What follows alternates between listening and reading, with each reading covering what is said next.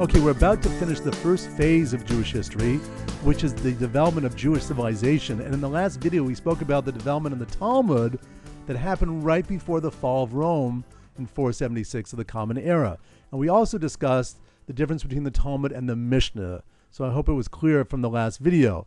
But I want to bring out one more point about the Talmud and its significance as we're about to prepare to go into the Middle Ages, which is going to be a very difficult time.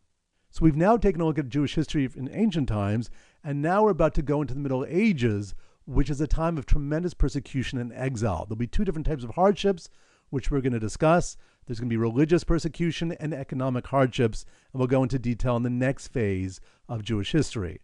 But the major challenge is we're going from a nation that had been living in its own land for so many years, and now we're going to be scattered to the four corners of the world for a very long time.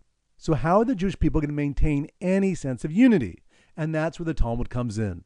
Cecil Roth is a British historian, and he says the following thing about the Talmud. He says the Talmud is not just a code of Jewish law, and it's also not just a code of the Jewish religion.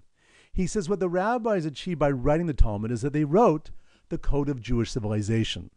Because when you open up the pages of the Talmud, you not only get into issues of law, but it also includes what's called a Gadata, which gives you a close-up look at the life of the Jewish people within the land of Israel. You get to see the spirit that happened in the study halls. You get a close-up look at the discussions between the prophets. You get to see life in the marketplace of the Jewish people throughout the land of Israel. So the Talmud helps the Jewish people maintain our understanding of what was achieved during this phase of our history.